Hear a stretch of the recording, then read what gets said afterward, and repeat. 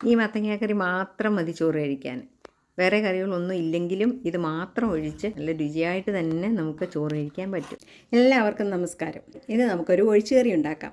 മത്തങ്ങയും തക്കാളിയും കൊണ്ടുള്ള ഒരു ഒഴിച്ചുകറിയാണ് ഇന്ന് ഉണ്ടാക്കുന്നത്. എളുപ്പത്തിൽ ഇത് തയ്യാറാക്കുകയും ചെയ്യാം. വളരെ രുചികരമായിട്ടുള്ള ഒരു ഒഴിച്ചുകറിയാണിത്. അപ്പോൾ അതിന് വേണ്ടിയിട്ട് ഇവിടെ ഒരു ചെറിയ കഷ്ണം മത്തങ്ങ എടുത്തിട്ടുണ്ട്. അത് ഇതുപോലെ ചെറിയ കഷ്ണങ്ങളായിട്ട് മുറിച്ചു. പിന്നെ 2 മീഡിയം സൈസിലുള്ള 2 തക്കാളി എടുത്തിട്ടുണ്ട്. ഒരു മീഡിയം സൈസ് സവാള, പിന്നെ 2 പച്ചമുളക്, കറിവേപ്പില. ഇത്രയുമാണ് നമ്മളിവിടെ ഈ ഒരു ഒഴിച്ചുകറിക്ക് വേണ്ടിയിട്ട് എടുത്തിട്ടുള്ളത്. ഈ കറിയുടെ അരപ്പിന് വേണ്ടിയിട്ട് 1 കപ്പ് തേങ്ങ എടുത്തിട്ടുണ്ട്, 1/2 ടീസ്പൂൺ ജീരകം, പിന്നെ ഒരു 5 ചുവന്നുള്ളി എടുത്തിട്ടുണ്ട്. അത് ചെറുതായിട്ടൊന്ന് മുറിച്ചിട്ടിട്ടുണ്ട്. ഇനി ഒരല്പം മഞ്ഞൾപ്പൊടി ഇടാം.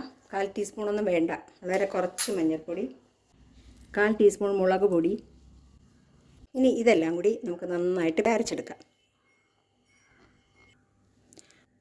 ഇതിലാണ്ട് ഇത്രയും ഒരു ചെറിയ നെല്ലിക്ക വലിപ്പത്തിലുള്ള പുളിയും കൂടി ഇതിനകത്ത് ചേർക്കാം. ഇത് നല്ലതായിട്ട് അരഞ്ഞു, നല്ല പേസ്റ്റ് പോലെ ഇത് അരച്ചു. ഈ ഒഴിച്ചുകറിക്ക് വേണ്ടിയിട്ട് നമ്മളെടുത്ത മത്തങ്ങ, തക്കാളി, സവാള, പച്ചമുളക് ഇതെല്ലാം കൂടി ഈ കുക്കറിലേക്ക് ഇട്ടു. ഇനി ഇതിൽ കുറച്ച് ഉപ്പ് ചേർക്കാം, 1/4 ടീസ്പൂൺ മഞ്ഞൾപ്പൊടി ചേർക്കാം, 1/4 ടീസ്പൂൺ മുളക് പൊടിയും കൂടി ചേർത്തു, 1/2 ടീസ്പൂൺ മല്ലിപ്പൊടിയും കൂടി ചേർക്കാം. ആദ്യം സ്റ്റൗവിൽ വെച്ച് നന്നായിട്ടൊന്ന് തിളയ്ക്കണം. അപ്പോൾ തിളച്ചതിന് ശേഷം നമുക്ക് അടച്ചു വയ്ക്കാം. പിന്നെ വെയിറ്റ് ഇട്ടിട്ട് നമുക്ക് തീ വളരെ കുറച്ചിട്ട് ഒരു വിസിൽ വന്നാൽ മതി. ഒരു വിസിൽ വരുമ്പോൾ ഇത് നന്നായിട്ട് വെന്തിരിക്കും. ഇപ്പോൾ ഇത് നന്നായിട്ട് തിളച്ചിട്ടുണ്ട്.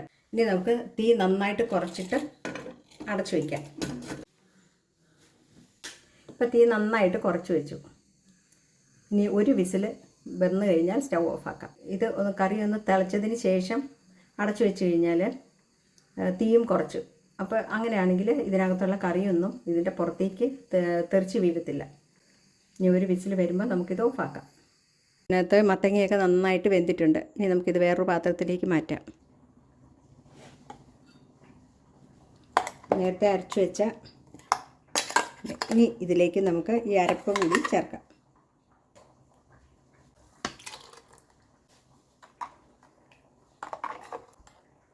ഇനി ഈ കറി ഒന്ന് തിളപ്പിക്കാം. ഇനി കറിക്ക് കടുക് വറുക്കാം. കുറച്ച് വെളിച്ചെണ്ണ ഒഴിച്ചു, കുറച്ച് കടുക് ഇടാം.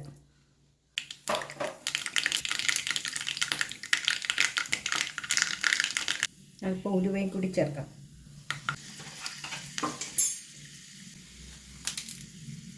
വറ്റൽമുളക്, കുറച്ച് കറിവേപ്പില.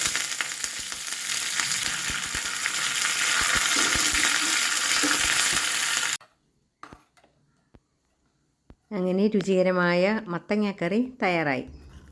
ഈ വീഡിയോ കണ്ടുകൊണ്ടിരിക്കുന്ന എല്ലാവർക്കും നന്ദി.